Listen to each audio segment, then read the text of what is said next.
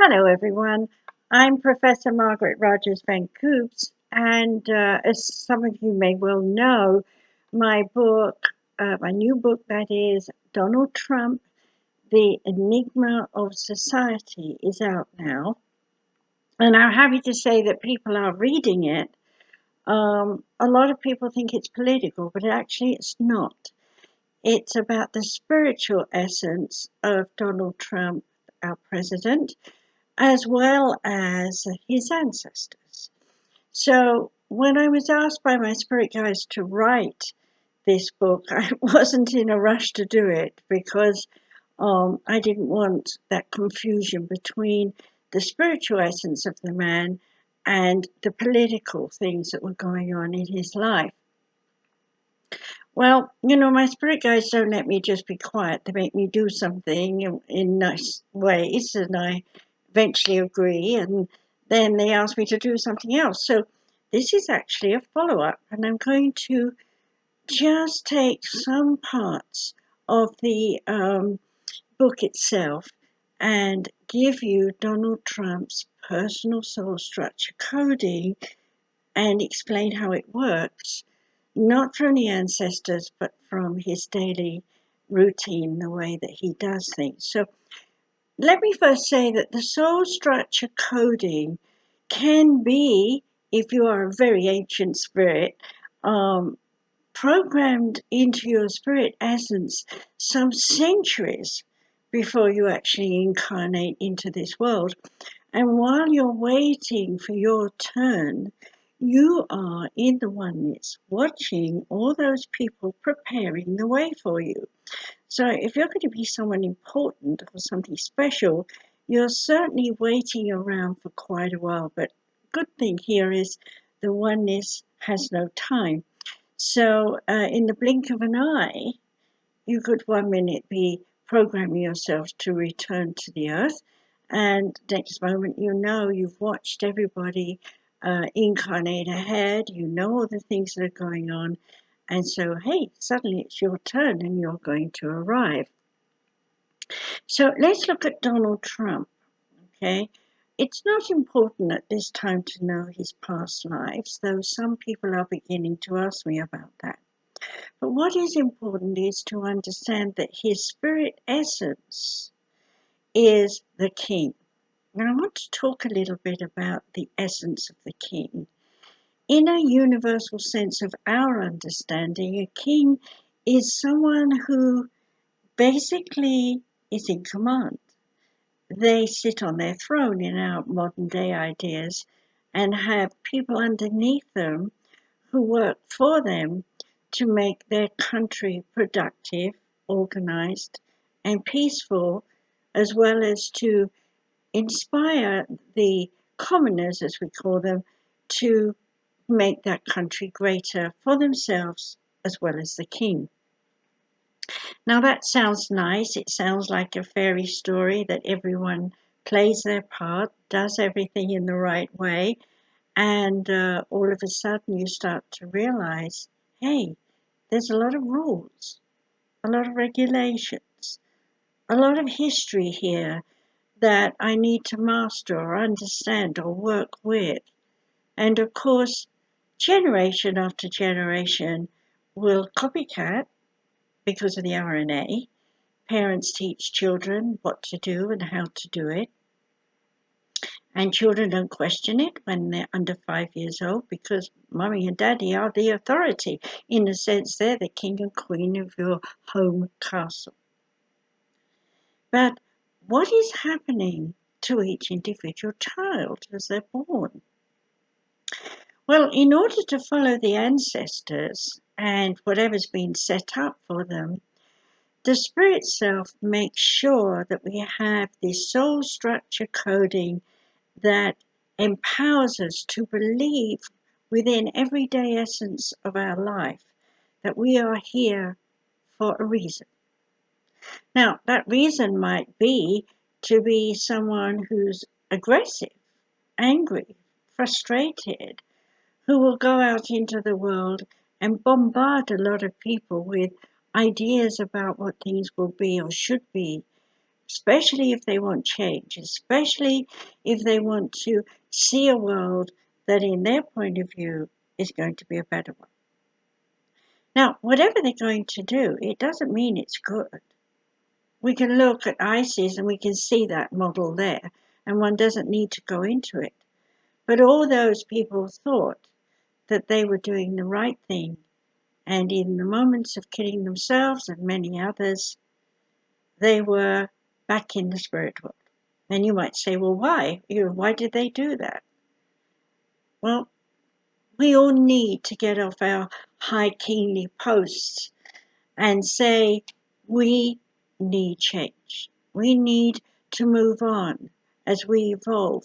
We need to find new ways to live our lives so that we integrate productively from one generation to the next. Now, here it's important to say that in the oneness, everything must be in harmony between what is dark and what is light. I have written a book called The Dark Side that you can find on Kindle, and I'm currently working on the light side. If you think about being in pitch black, it wouldn't be long before you would lose your sense of balance and not know where you were, and a little longer you would be insane. In the same way, if you were locked into a room full of so many bright lights that your vision could not focus, the end result would be the same. You would turn towards insanity. So what I'm pointing out here is that we all need the dark and the light to harmonize within us. So yes, we have a lot of negativity and a lot of positive aspects of beliefs about ourselves, our capabilities, and of course, the niceties of life, that we want to go out and share what we are and be with people who are like us and have nice conversations, and hopefully everything is happy business ever after, laughter, joy, pleasure. But hey, that doesn't come easily, does it? Because we've been taught and trained to believe that what our parents tell us and what our grandparents tell us, and maybe our great-grandparents today, because we are seeing 4 generations still alive. So we amass all their information about when we were young and we did this and that. And this was the belief of the country. And we should always adhere to that. Well, of course, it sounds wonderful. But what if 5 generations back were at war, killing one another, and they still believed in society in those ways, justifiably, to eliminate people who don't fit into their society? And then we move forward those 5 generations to find that we've actually got people who are saying, we need unity. We need to be friends. We need to stop fighting over bits of land and other things that are going on around us. We need to share. Well, that's kind of what's going on right now. But with all those ancestors who've been, come, gone, done their thing, leaving us with remarkable experiences of their lives, as well as terrible ones that have destroyed many things about this world, we need to come to an understanding that we each, as individuals, carrying both the dark and the light, must use it all. And the only way we're going to use it all is to copy back into our minds the ancestors, parts of things that they have done in the past that were good, as well as parts of the things that other ancestors did that weren't so good. So we allow their personalities and characters to entwine with us spiritually while we are watching them on earth from a spiritual point of view in the oneness. And while that's going on, we are assimilating both the dark and the light in preparation for our turn to live. So here I'm going to go now into Donald's soul structure coding, and this is not too detailed because obviously his private life is his own, and I have no way of knowing what he considers private and secret because the oneness has a rule. You cannot look at someone's history or where they're at now without their permission. And since I haven't talked to Donald Trump in this life, I certainly haven't had his physical permission. However, as my spirit guides, archangels told me that many of us have permission from the spirit side of our awareness to interact with Donald Trump for 3 reasons. One is some of us will write books to support everything he's doing, and some of us will write books against the things that he's doing in physical senses, while others will write books about his state of mind, his imbalance, his insecurities as a human being, and still others will write about his talents and skills, the parts of him that are good, that reflect out towards all of us, that we both have things like Donald that are a bit off center, shall we say, to parts of ourselves that are amazingly accurate and helpful to doing the things that we've come to do in our life. I certainly know my soul structure, but this is not about me. But I will tell you that I have worked with mine throughout my life when it was given to me when I was very young, bit by bit, as I grew up, to understand how it all integrated with my ancestors that go back to 1066 and before that, traceable records show. Well, most of us aren't so lucky. We don't know much past our great-grandparents. There's been so many wars, so many upsets, so many nations destroyed, so many new nations grown out of old ones, countries divided into smaller countries, and so on. So here we understand in our modern times that the world that we know it today, just by countries alone, let's look at Africa, for example. When I was a child, it was North, South, East, and West Africa. Now, there are so many countries, principalities, that are existing that day by day I'm astounded at the transformation of that continent. So let us come now to the United States of America. When we look back over America's history, we see that it was founded on immigrants, people who flocked to this land with the hope of an opportunity to make a living, to have an income, to provide food for their children, and to learn to live outside the box. Yes, they left countries where they were told to fit in with the society as it existed.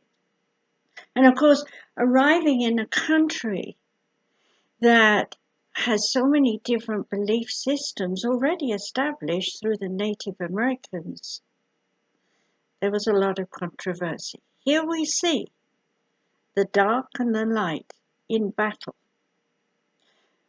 The new people conquering this land brought with them information, wisdom, technology of the time to those who lived on this continent who were simply living the old style of moving, being nomadic, appreciating their gods in their own way.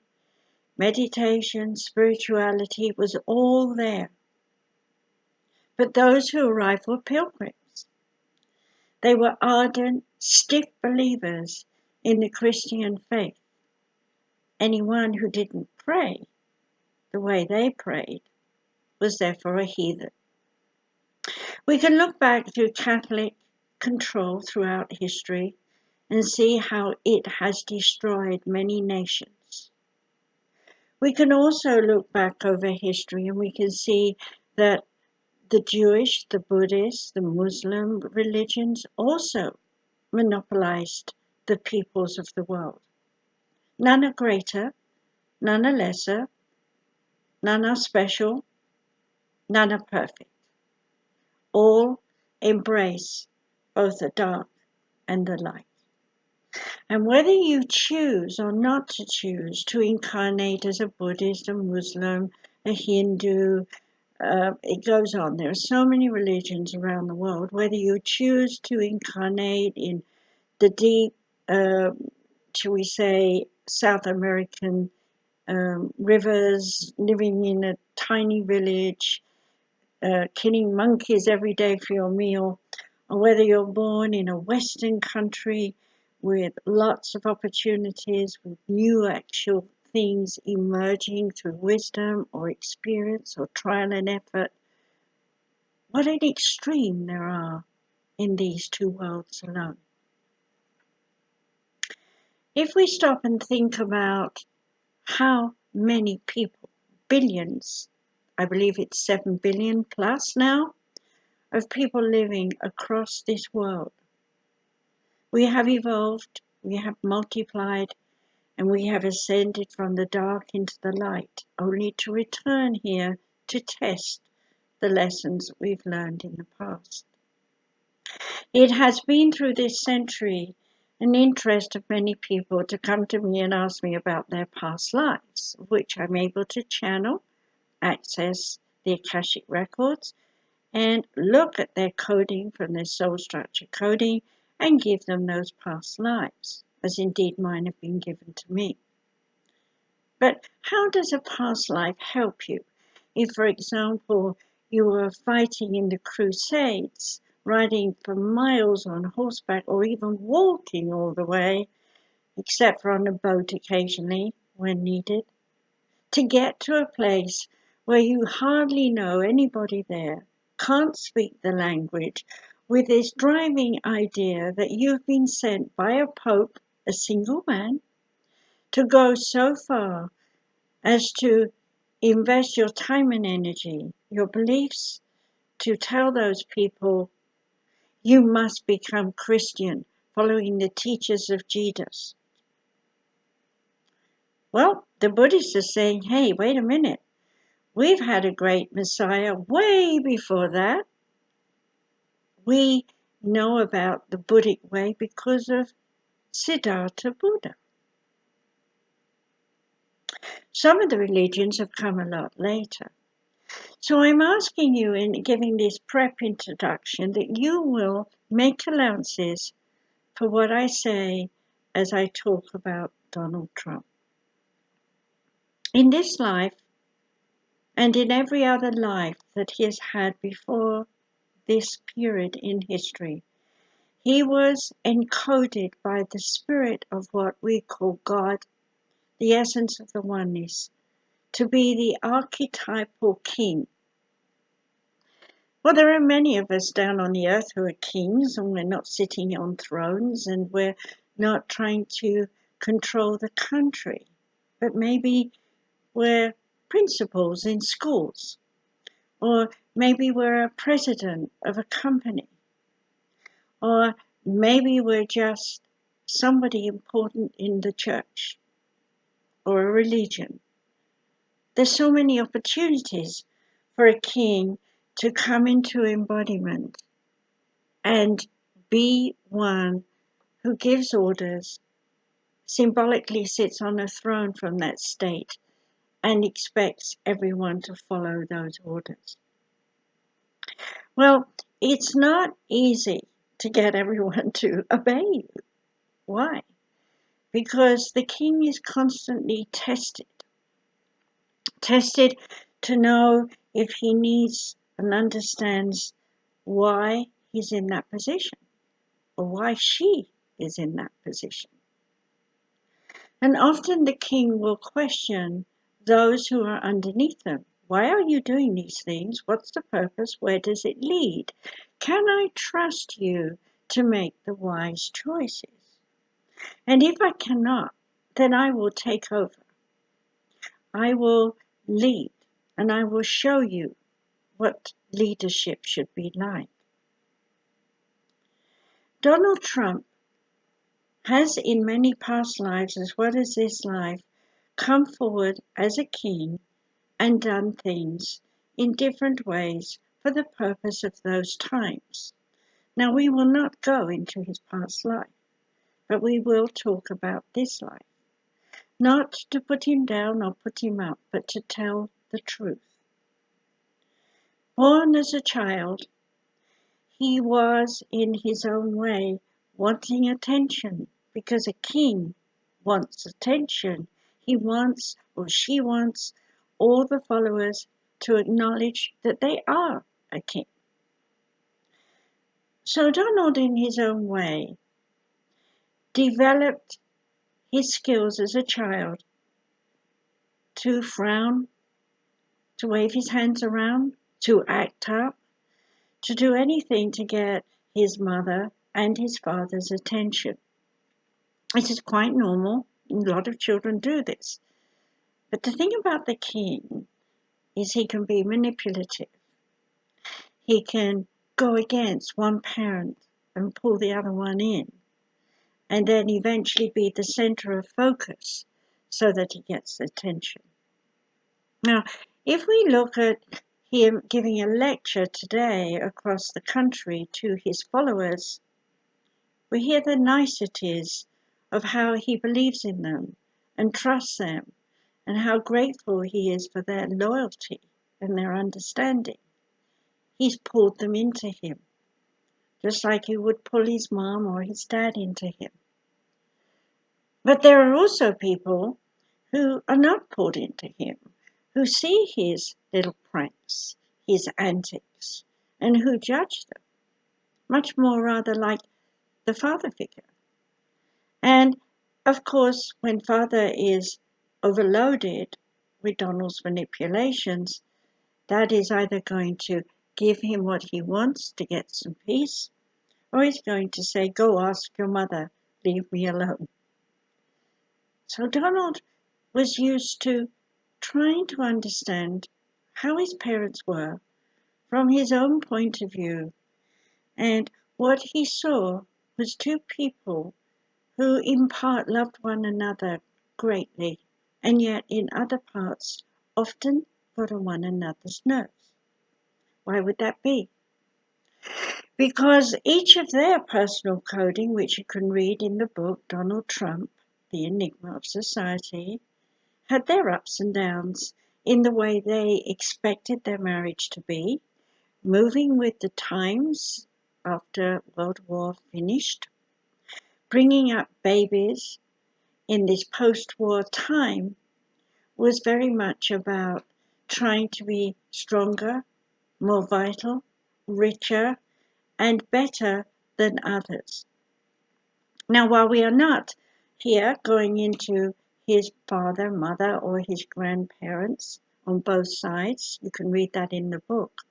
What we are looking at is Donald's kingly self coming into this world with a chosen goal for this life of growth, copying his mother. So while he was in the womb with his mother, his body was literally growing, his brain was growing, every part of him was growing physically, so there's a nice beginning. Mother was growing extra special within herself because she was hoping that she would bring a new life into the world that would make the world a better place to live. Here we can see a common goal between his mother spiritually and Donald the baby infant in the womb, learning to understand that experience in this world meant study people, study businesses. Father was doing that. Mother was busy studying what father was up to in business. there were lots of people coming and going from their home. Some people we won't talk about because they weren't so nice, while other people we could talk about, but then again they have a private life, but they were doing good things. So we can say here that Donald was exposed to people who were considered good and bad by mother. And that taught Donald at a very young age to watch closely and to try and figure out who is really the bad person and who is really the good person. Now, a child, when they're very young, will automatically copy. They can't help it. It's the way we are programmed to learn and grow in this world. And so, as Donald is growing up with his goal of dominance, he is now saying, I'm growing and evolving spiritually. I need that. I've got that from my mother. That's my mother's goal. And I'm sharing that in my life because I honor and respect my mother and all that she has given to me in the womb. So spiritually, I am bonded with her with a goal of growth. But physically, in terms of living in this life, I can't be tied to her apron strings. So I must have a goal of dominance. While I'm not breaking down this soul structure coding too much, I want you to understand that a small boy seeing two parents who are arguing and then together and then apart and people coming and going, it wasn't long before Donald's goal in this life to get attention became his priority. And of course, with Dad saying run to Mum and ask Mum, and Mum saying ask Dad, he had to find out how he could believe and trust someone. So he turned to his sister, his older sister. That's not unusual. And in being there with her in her influence, he listened intently to what she would say. And basically, most of her ideas were about independence. Stand alone. You don't have to cuddle up to Mummy and Daddy all the time. You can run and play and do your own thing like me. You can shut yourself in your room if you want to, like your older brother. Or you can go out and about and see what's happening. Listen, it's up to you. But whatever it is, don't bother me because I'm busy keeping my independence. I'm doing my own thing. I'm bigger than you. Okay, so don't whine to me. Don't cry to me. Well, at the same time, Donald's older brother, he was doing a fair share of whining too. He was to be the leader of the family one day. The old traditions. Now, if we talk about a king on a throne, he's preparing his next son to take his place. In those days, business was the same. If father was successful in business, then his oldest son was going to take over that business and run it one day. Well, the problem was that Donald's older brother didn't want to do that. In fact, he went off flying his plane, which was wonderful for him to escape. But there was guilt. There was trauma. He was not doing what the family expected. But Donald was ready. He wanted to do that. He wanted to be the dominant child. He wanted attention, and he was going to get it by pleasing Dad and pleasing Mum.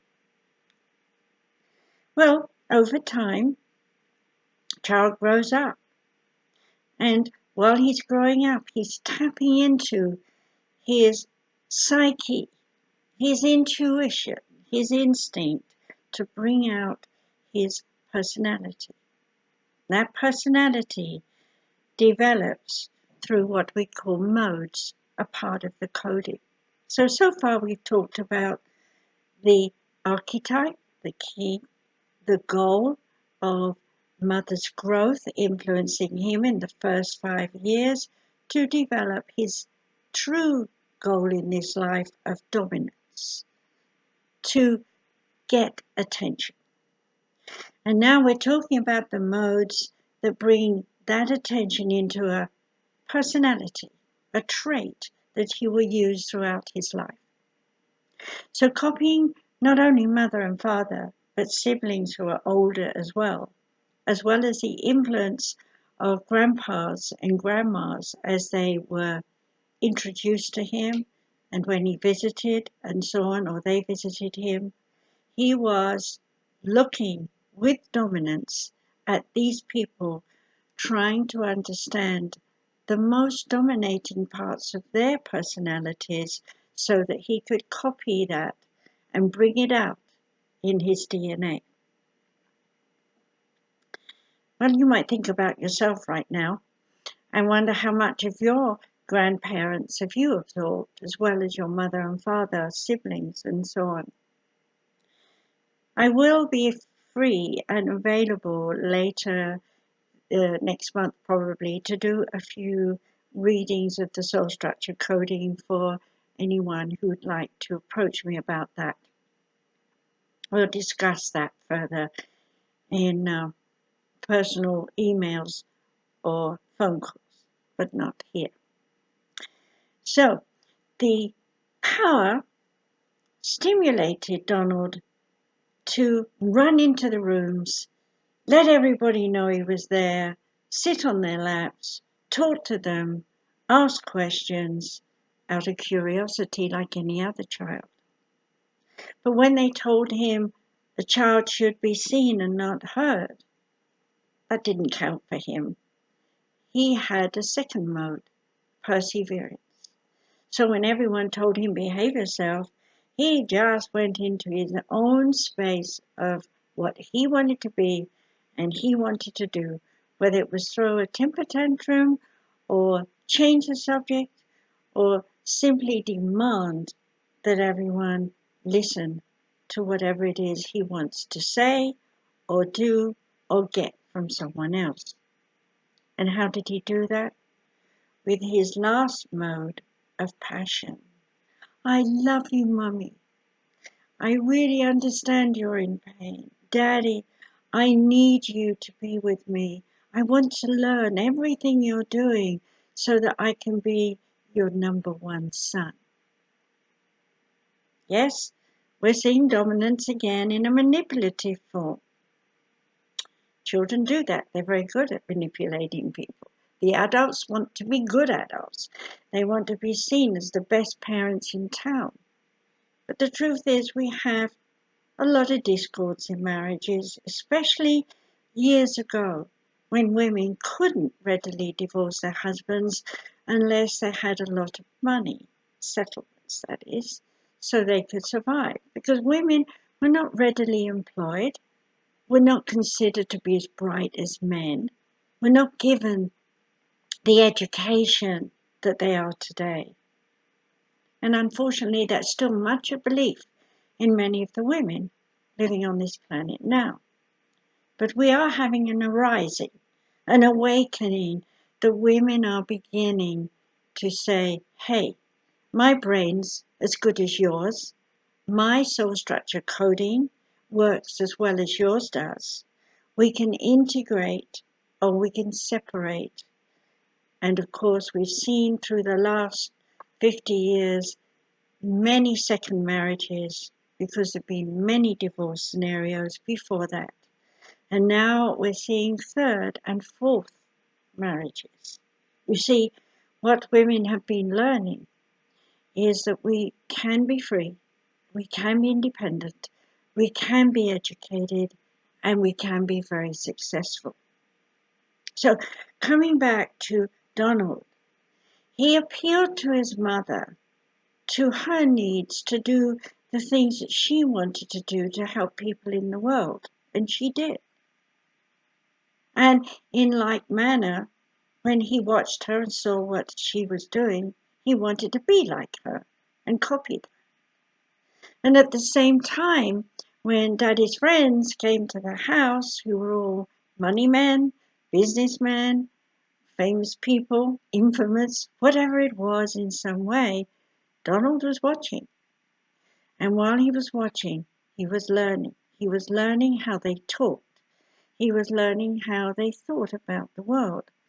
And if you think about the 50s, 60s, and 70s, it really wasn't a very good time in terms of business. A lot of people were trying so hard to recover from the Second World War. But Donald had an ace up his sleeve. He had learned from his father about his grandfather on both sides of his family. He'd learned about poverty and he'd learned about richness. And in his own way, he had decided that he was not going to be poverty stricken, that he was going to build a life of success. And of course, in those days, it was selfish motivation for him. And when he got older, to learn and study and eventually to marry, he married someone like his mother. We all do that. We either marry our dad in a man or mum or grandma, whoever the main influence is. We look for that in our partner that we want to marry because we feel we need their support just like we did as children. But as we do that, we begin to realize we have another part of our soul structure coding, the attitude. Now, the attitude is not our everyday attitude.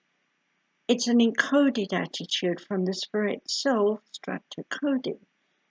And we absorb the mother's one while we're in the womb, because after all, we have to be 100% in coordination with our mother while she grows us and while she nurtures us.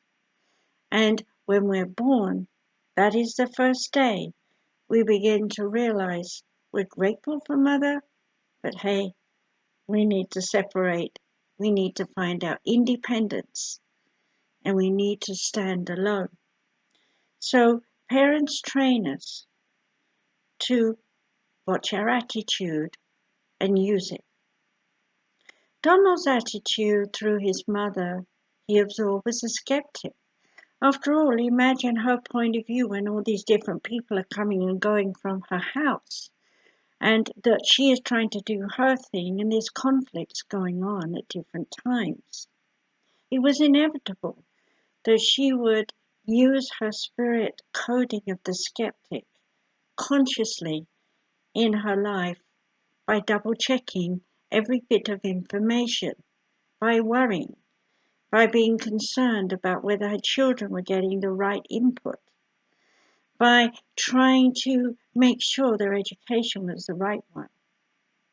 Well, we won't go too much into her detail, but we will say that Donald at the same time had her skeptical ideas. He believed her, everything she said. Don't trust that person might not be a good person. So as he grew up and went into business with his father, he had a skeptical nature. And as he went into business, he absorbed from his father the idealist. He wanted, just like his father and his grandfather, he wanted to be the best that he could be. That was his model.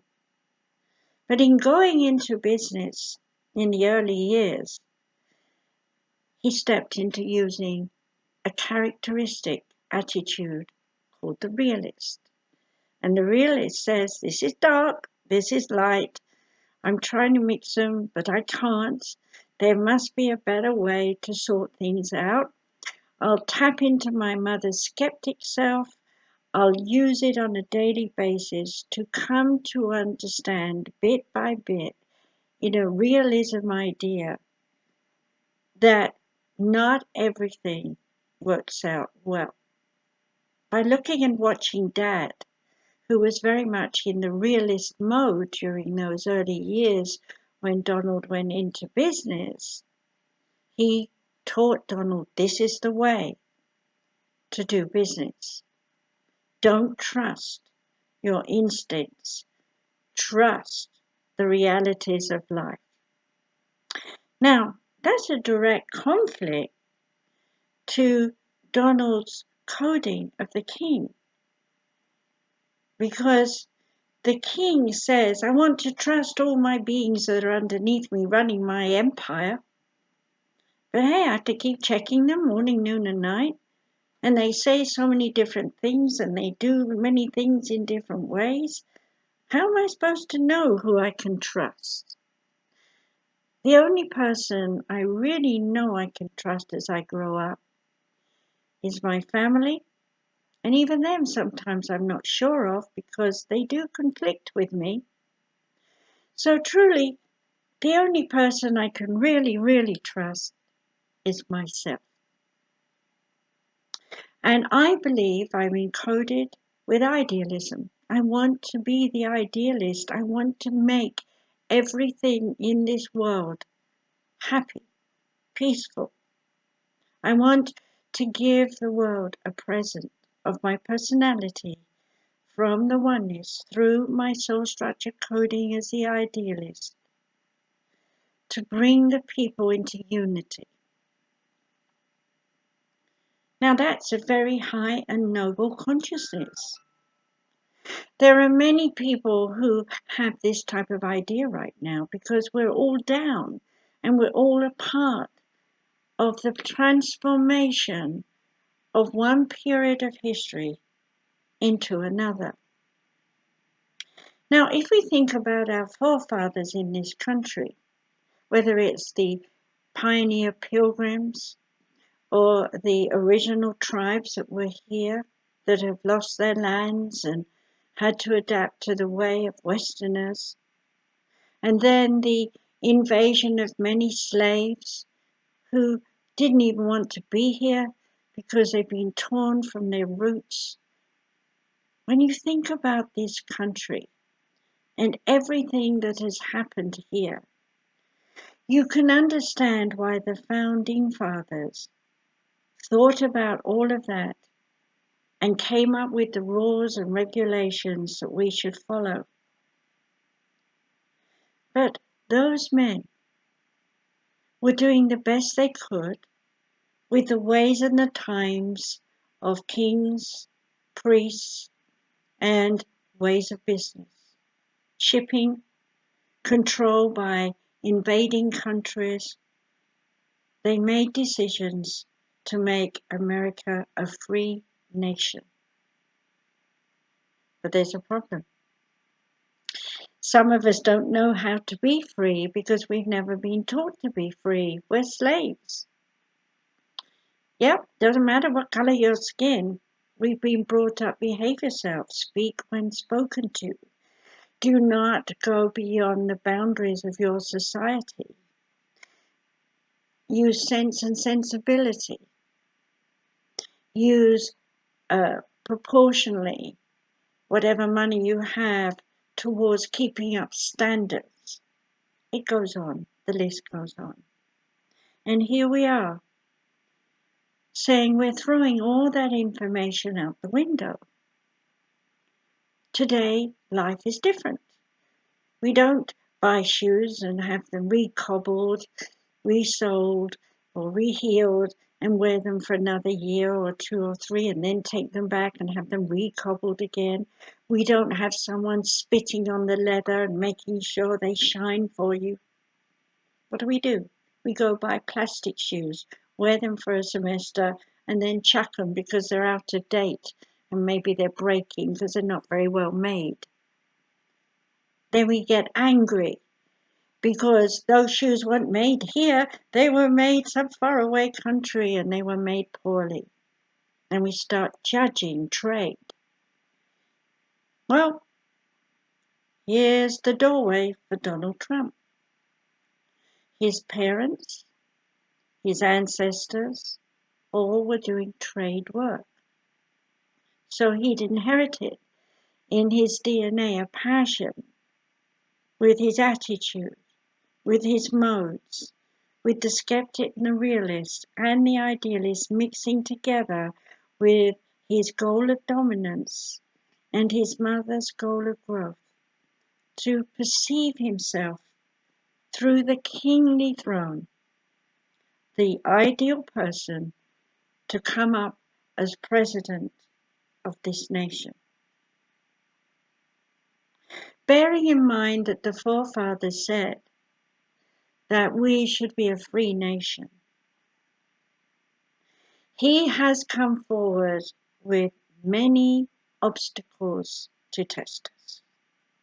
You see, his role is not to control us, but to make us realize while he controls issues, situations that have come to pass, that we as individuals have free speech, free understanding of who we are, and with our personal soul structure, tap into that and come up with, I feel that I need to get up and say something or do something.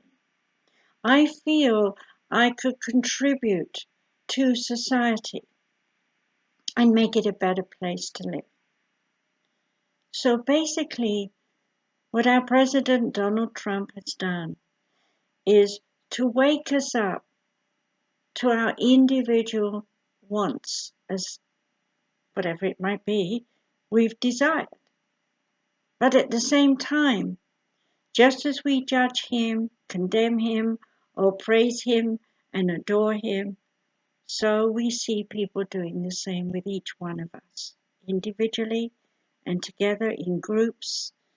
Well, the bottom line is when we have this type of controversy, we are saying the leaders amongst us must sit down, just like the forefathers, and look at the way life is on this planet today and decide to make new rules.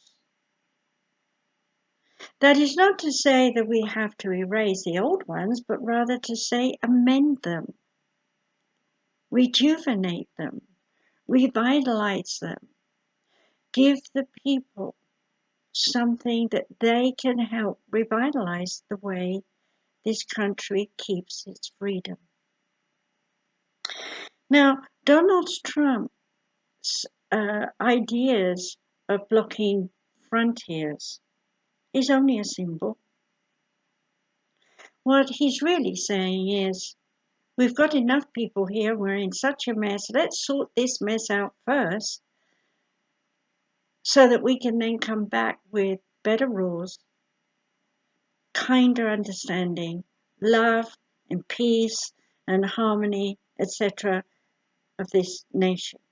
Well, the bottom line is he didn't have all the peace and love and harmony of his family. So when he goes out there in the world to talk about that, he wants that. He's also disturbed by those who are fighting, arguing, contemplating different changes, ones that he hasn't thought of. So there's a natural energy in his dominance with his mother's growth to use power, perseverance, and passion to try and isolate those who are negative from those who are positive. That is according to what he believes. Now, of course, he's hoping that those that are against him will eventually calm down. Well, let's go back in time to the forefathers. When they came together with the government and the 13 nations, it wasn't easy. There were a lot of people saying, no, we want our independence, we want our freedom, no, no, no. And for hours they toiled to come up with the new rules. And even then, when they did, their thinking was based on the present and current circumstances of those times, with the awareness that more people were coming and coming and coming to this continent. America wanted to be great. They wanted America to be great. But little did they understand how propagation of our species would allow us to live longer So Donald's attitude, the skeptic from Mum, the realist from Dad, and the idealist from his soul coding must take him into his spiritual self coding, the moving center. What the moving center is the crown chakra. If we draw a little line all around, like monks wear these little hats, that's the part of your brain that is processing all that you know consciously, all that you know subliminally, you've forgotten but you know, all that you know spiritually that's encoded within your soul structure coding, and all that you've absorbed from other people in your own RNA that you are using on a daily basis, taking it for granted. Now that's a lot to mix up. And many of us get very confused as to who we really are. Sometimes we feel very spiritual, very ascended, and very together. And then other times we feel absolutely lost, devastated, losing work, can't focus on our skills and talents. We're depressed, stressed, and we're in a fighting mood. What we see now in America is exactly that. Talks and fights, talks and fights. So how long will it be before each one of us, who has, of course, a soul structure coding, will tap into our part that is wise in our crown chakra and listen, as it were, to the voice of the oneness within our heart chakra to take sides. Now, one has to have sides. We can't have everyone going, yes, yes, yes, yes, yes, because we would lose control of being independent, of being free. We don't want to be slaves to the word America.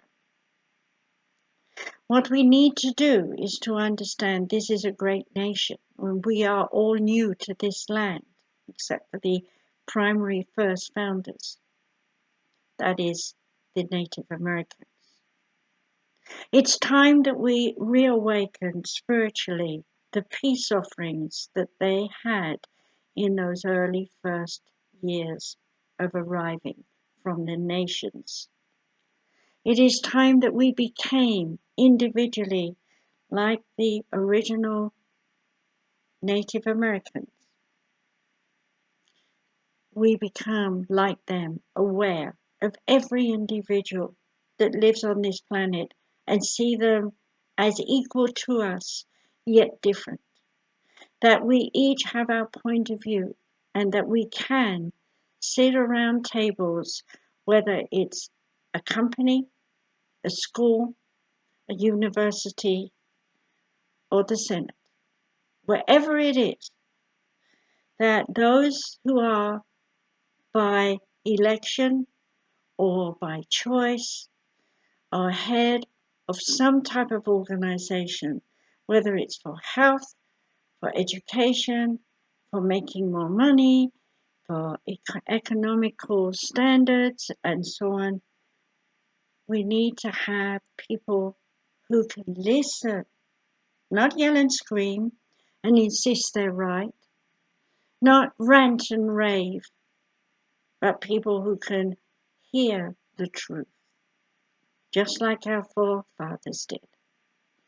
And as they did so long ago, according to their consciousness of the time, we now, according to our technical age, must understand that we can use this to harmonize all of us into unity. Well, what can we do there? Coming back to Donald Trump, one of his codings, apart from the moving center that gives him a spiritual, shall we say, insight, connection through his mode of passion, to feel that he knows what he's doing. And in the overview, his spiritual essence says, I am here to make one giant change in the way individuals see America. Now, his ego may say he's here to see it all the way through, but he's not. He's only here to shake us up so that we all in turn, in the mirror image of that, will say, next question. What is in our higher intellect from the oneness that will guide us in formulating new plans, completely regenerating the old rules, making them amicable for everyone to follow. Awaken us spiritually to acceptance of this period of transformation into the second spiritual age of awareness. We are not still like ape men running around. We've evolved. And we've evolved because of engineering, technical engineering. We've evolved because of biotechnical engineering. We are not the same as our forefathers. We are bigger, we are taller, we are much more intellectual, and we are clever at creating things. And yes, we went to the moon and now Mars. So what is President Trump saying? He's saying, reach out, go beyond your dreams. And when he's talking about borders, he's saying, do you have borders in your life? Are you protecting yourself from things that harm you? Or are you knocking down old borders and building up new ones that are wiser, better for you to live with? So his examples and the things that he says, whether they're true or false, is showing you in the mirror image how true and false we are to ourselves as he is to himself. His lower emotional center in his soul structure coding keeps him in his base chakra. The base chakra is where we send all our understanding of our earthly life, the unlearned lessons or the hard learned lessons, up to the heart chakra to say, I feel you. I know your pain. I know your suffering. I've been through it. I know what it's like to have your parents argue. And I know that children suffer. Well, it doesn't mean that he has to come out and announce that to everyone. In his own way, from his spiritual vibration, he will say and do whatever he wants to say and do. And you, in your own spiritual way, will respond and say and do whatever you want to do. And the ultimate thing is that each of you will go into your chief feature to defend yourself. Now, his chief feature is arrogance. And arrogance means I have the nerve to stand up to you all. I have the nerve to say, look at me, I'm the greatest king on all hills. But what he's really saying is, I'm here to rock the boat. My pride tells me I'm the one. I'm going to tell everyone that I know exactly what to do for you all.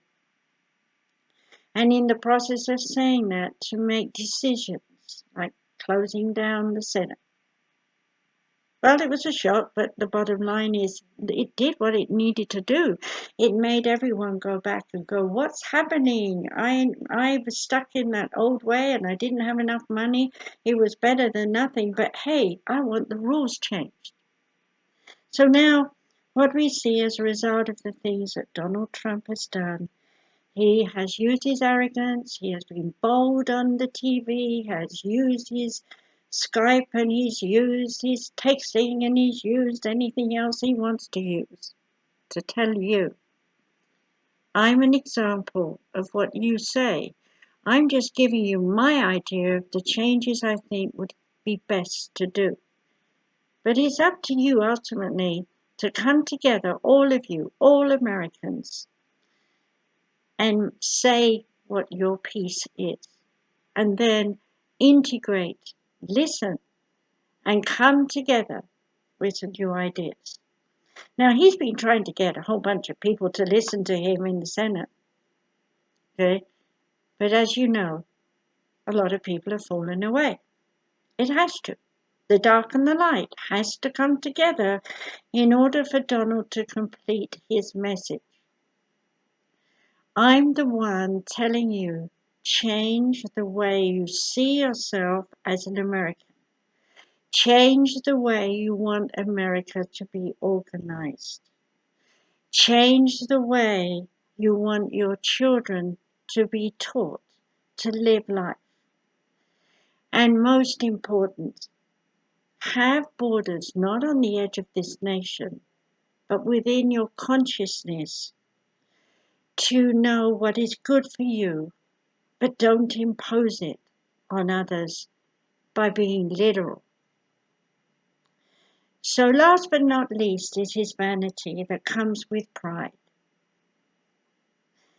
Everyone falls from pride, and vanity gives us the understanding that our egotistical self needs to understand self, no more, no less. And in understanding self, we are then completely and utterly dedicated to unity of our species.